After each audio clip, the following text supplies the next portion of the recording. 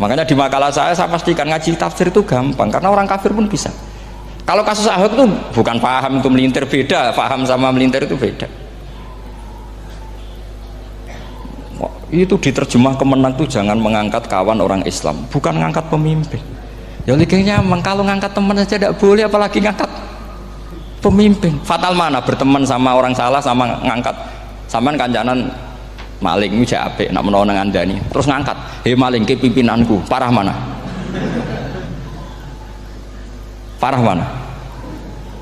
Artinya sama saja ketika diterjemah jangan ngangkat teman, sebetulnya ngangkat pemimpin lebih fatal. Itu kan mafhum aulawiyah, itu kan normal saja. Itu di Quran biasa, misalnya innalladzina ya'kuluna amwalal yatama dzulman, orang yang makan hartanya anak yatim secara zalim. Kamu bilang, "Gus, saya tidak makan kok, sepeda motornya tak gasap, tak jual." Yang diharamkan kan makan. Wah, ya sarap kalau gitu. Maknanya begini, memakan harta anak yatim artinya ifsad. Ifsad itu merusak. Nak ngono ikhraq, membakar atau mencuri sama dengan makan, bal asad, malah kan lebih apa? Lebih apa? Dasar. Jadi yakuluna di situ tuh ba'dul amsilah, sebagian contoh min wujuhil ifsad atau min wujuhil ihlak. Jangan kok karena ayatnya makan, oh yang haram tuh makan, kalau nyuri gak apa-apa. Waya fatal. Itu kan sama dengan santri geblek ketika ada kiai ini, "Cong, kowe mbek bojomu jogeman naboi." Suatu saat istrinya lapor lagi, "Pak Yai sekarang ndak naboi tapi nyadui." Karena naboi itu pakai tangan. Mereka pertama dilaporkan kiainya, "Pak Yai, suami saya itu sering memukulin saya pakai tangan gini. Cong jogeman naboi bojomu." "Nggih Pak Yai, siap." Suatu saat istrinya lapor, "Pak, tetap benjut, kenapa? Kalau nak ini disadui." Mereka pikirannya sing haram nabok, nak nyaduk halal. Wah, itu kan ngajak goblok bareng. Nah, masalahnya di usul fikih kasusnya seperti itu. Makanya saya ini kadang ya maliki sekali. Kadang saya itu maliki sekali. Kadang ya. Misalnya begini, saya beri contoh. Ini yang kisah nyata ya. Ada seorang Arabi datang ke Rasulullah. "Ya Rasulullah, ahlak tuh. Saya ini orang yang rusak. Wama ahlakaka, lalu yang bikin rusak kamu apa? Qol waqatu imro'ati fi nahari Ramadan. Saya menjima istri saya ketika masih siang, fi nahari Ramadan, siang Ramadan. Walhasil Nabi tidak menyuruh hanya kodok, tapi menyuruh kafaroh. Kafarohnya itu merdekakan budak, atau memberi makan 60 orang miskin, atau puasa berapa? Puasa 60 hari. Atau urut merdekakan budak, atau puasa 60 hari, atau memberi makan sitina miskin. Oke, kita sepakat ya, hadis itu sahih dan diulang-ulang oleh ashabus sunan. Oke, riwayatnya agak masalah. Sekarang kita analisis maknanya. Sekarang sampean saya tanya, kalau anda misalnya sekarang jam berapa ini? Misalnya sekarang jam 9 kurang seperempat Ramadan, terus anda rokok atau anda ngopi, kepengen ngopi terus ngopi tanpa udzurun syar'iyyin, anda hanya wajib qadha apa bayar kafarah? Tidak, sampean jawab. Rata-rata kiai kita, "Oh, mau wajib qadha Gus karena gak jima." Sing seru kafarah itu nak jima. Kan ngombe kopi mbek jima beda. Pertanyaannya tuh lucu, ini naik secara fikih masalah. Masalahnya begini. Jima bojo itu tidak zina. Jima bojo itu zina apa enggak? Enggak. Berarti dengan makan bedanya apa? Sama kan? Sama-sama amrun mubah. Sesuatu yang boleh. Kenapa hukumannya berat? Makanya kata Imam Malik, ndak itu nilainya adalah hadku hurmati Ramadan bi ghairi udzrin syar'iyyin. Makanya kata Imam Malik, siapapun yang makan fina hari Ramadan, iftar apapun fina hari Ramadan bi ghairi udzrin syar'iyyin, maka hukumnya sama dengan jima fina hari Ramadan. Karena sama-sama ihlak ifsad hurmata Ramadan bi ghairi udzrin syar'iyyin. Loh, enggak, ini ilmiah. Kamu udah harus cocok, tapi otak kamu harus percaya. Loh iya kan, beda kan. Saya secara nafsu tidak cocok, cek berarti. Tapi ilmiah saya setuju. Kalau kiai kandani itu kan pasti pakai badul amsilah, kan nggak mungkin semua contoh disebut. Cong penak melaku-melaku jogeman delok wedok iku mari setan. Mboten delok Mbah, nyekel lho malah parah tuh.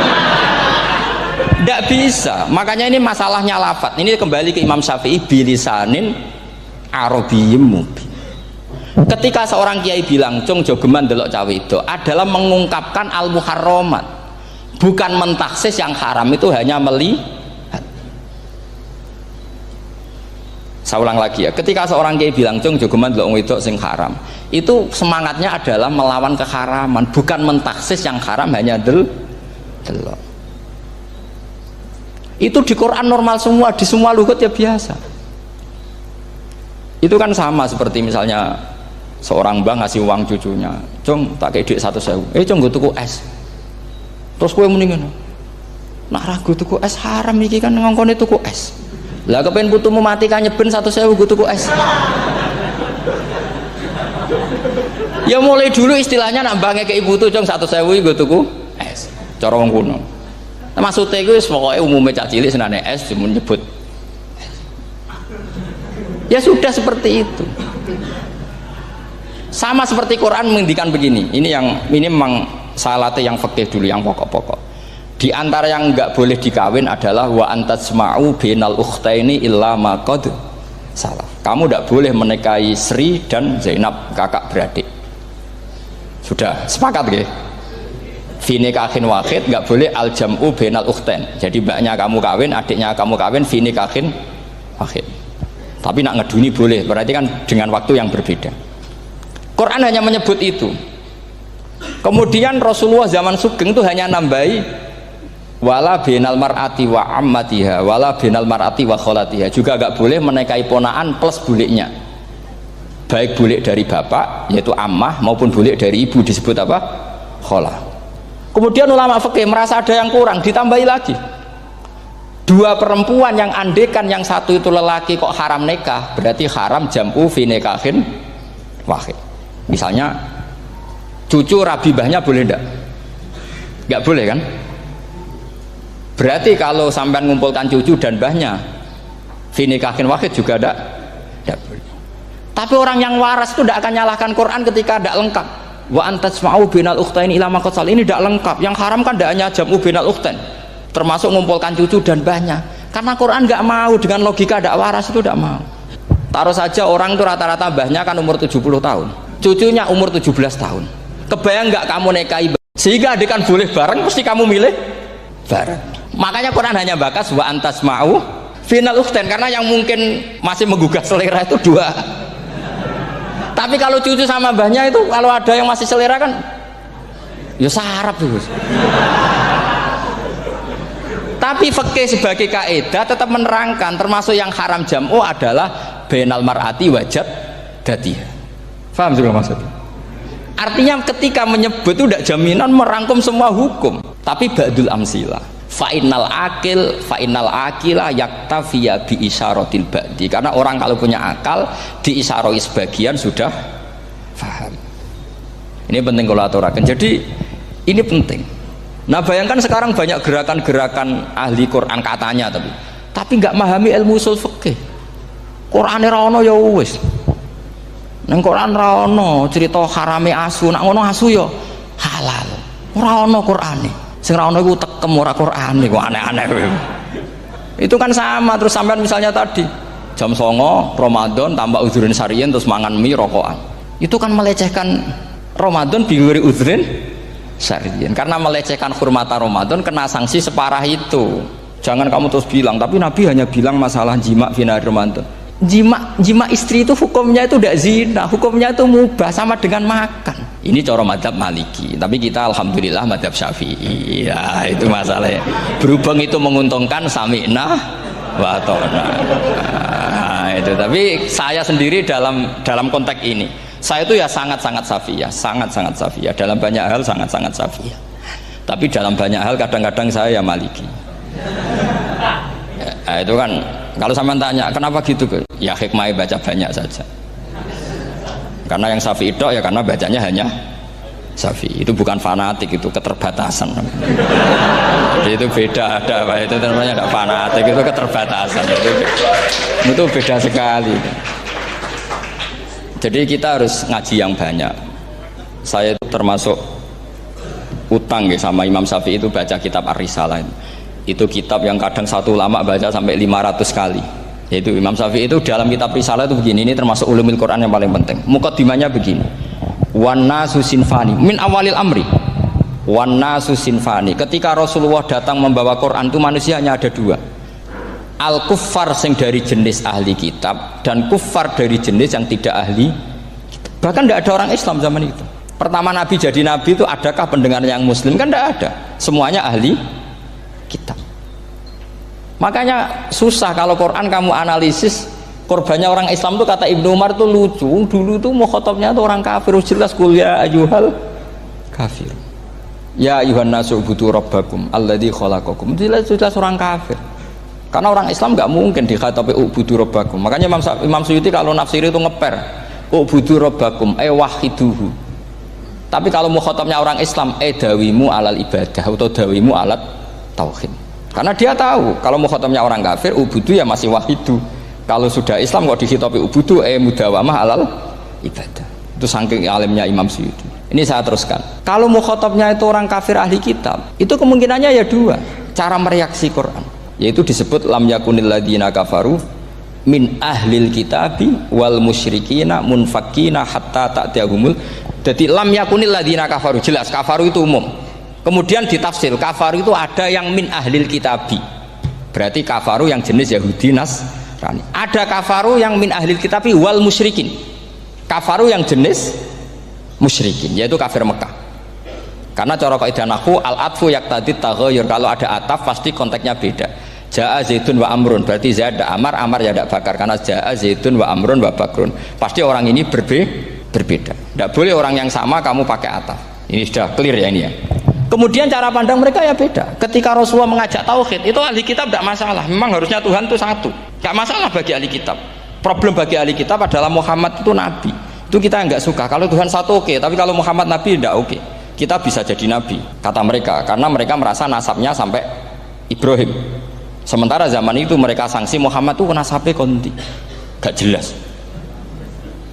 Nah, ini penting kalau aturakan. Sehingga dalam konteks ini Allah menjawab ahli kitab dulu. Ini itu disebut Muhammad itu nasabnya jelas. Ini itu fihi ayatum bayinatum maqamu Ibrahim. Ini saya dengarin. Ibrahim itu jelas pernah ke Mekah. Bukti Ibrahim pernah ke Mekah adalah jejak kaki Ibrahim di makam apa? Makam mereka, artinya buatan kuburan, buatan jejak kaki Ibrahim ketika bangun Ka'bah. Fihi ayatum bayinatum maqamu Ibrahim. Pun. Kalau Ibrahim pernah di Mekah, artinya beliau pernah nikah di Mekah. Paling tidak punya dzurriyyah di Mekah. Ini Ismail dibawa ke Mekah. Jelas ayatnya wa id yarfa'u Ibrahimul qawaida minal baiti wa Ismail. Ini dengarin ya. Sebab itu saking alimnya berjanji itu beliau tahu betul masalah utama Rasulullah Muhammad adalah disangsikan nasabnya. Sebab itu kitab berjanji pertama cerita setelah dia alhamdulillah macam-macam awalu ma'anab tadi saat terus dia bilang wa ba'du fa'akul huwa Muhammad bin Abdillah bin Abdil Muttalib. Saat terus ya wa ba'du fa'akul huwa Muhammad bin Abdillah bin Abdil Muttalib wasmu syaibatul hamdi humitat khisaluhus saniyah. Saat terus Ibnu Qusayn, saat terus Sumiyya bi Qusayn litaqasi fi biladi kudu'atal Qasiyah. Karena dia tahu yang masalah bagi Rasulullah itu adalah masalah nasab bagi mereka loh, bagi mereka yang kafir.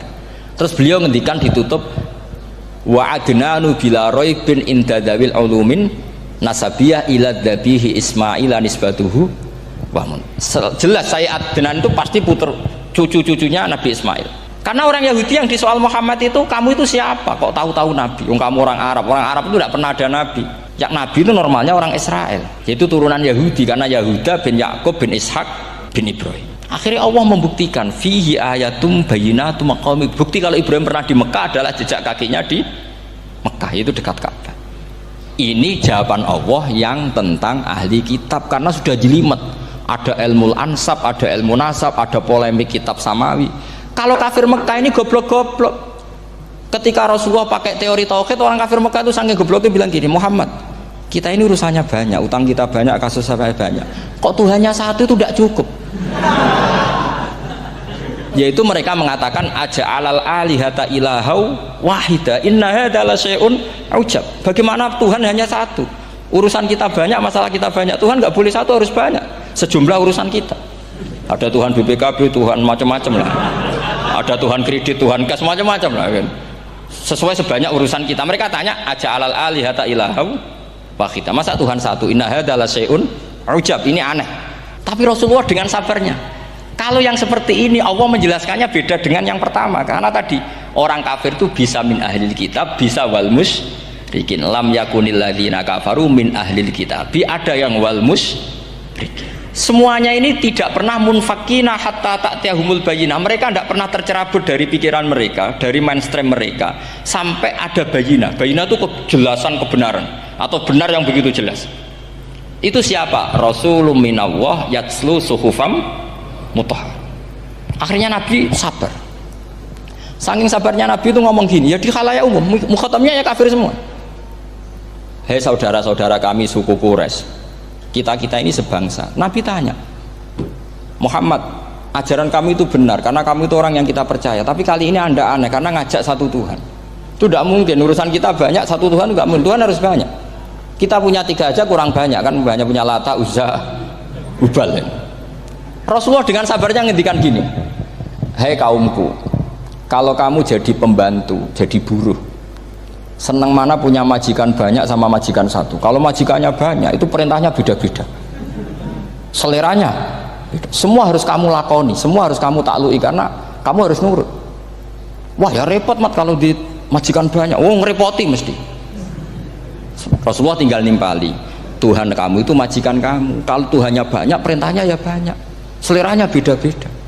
Kamu bingung nggak? Wah ya bingung mat, ya sudahlah mat satu aja. Akhirnya mereka masuk Islam. Nah itu disebut Nabi itu fatonah, punya kecerdasan artikulatif. Kalau menjelaskan itu masuk akal. Nah itu disebut dorobawahu matalar rojulan fihi syuraka'u mutasyakisuna wa rojulan salamal lirojul hal yastiawiyani masalah alhamdulillah. Nah ini penting. Allah membuat satu perumpamaan bagaimana ada satu pembantu yang punya majikan banyak, yang berbeda-beda seleranya, berbeda-beda perintahnya, dengan kalau hanya satu majikan. Apakah sama? Mereka jawab tidak sama, enak punya satu majikan. Begitulah Tuhan kamu, harusnya satu. Jadi artinya gini, kalau kamu ngaji ulumul Quran, kamu harus tahu ini khitab ke kafir. Kafir yang mana? Ahli kitab atau kafir yang musyrik? Nah sekarang tidak tahu lagi, pokoknya kafir. Makanya kalau orang berdebat dengan mereka itu tidak goblok meneh. Waduh. Makanya sama tidak usah ketularan goblok, sing pun gimpun sing wis goblok ora usah ditambahi mun kathah dan ini pun. Ya karena kita ngaji jelas Qur'annya kan lam yakunil ladzina kafaru itu masih ada min lil bayaniyah atau min li bayanil jinsi. Kafaru itu sapa? Siji min ahlil kitab, 2 kafaru sing wal musyrikin. Dua-duanya tidak pernah munfakina hatta ta'tiyahumul bayinah. Mereka tidak akan tercerabut dari pikirannya sehingga ada bayinah. Bayinah itu siapa? Rasulun minallah yatslu sufam. Nah, ketika Nabi menjelaskan asal usul nasabnya bahwa Sayyid Adnan itu ila Ismail, Ismail jelas putra Nabi Ibrahim, mereka terus baru iman karena ada fihi ayatum bayinatum maqamun apa Ibrahim. Karena kalau sampean iskal, misalnya saya iskal dengan ini kan malah bingung kan. Kalau kamu terkenal pinter iskal kita gobloke. Nah wis pinter kok iskal itu, jadi saya niru ilmunya Abu Nawas. Abu Nawas sudah bisa pidato, nggak bisa pidato, suatu saat dipaksa pidato sama khalifah itu. Hei para hadirin, kamu pinter apa goblok? Nah mereka pinter, mau ngandani wong pinter, terus pinter kok ngandani gitu. Akhirnya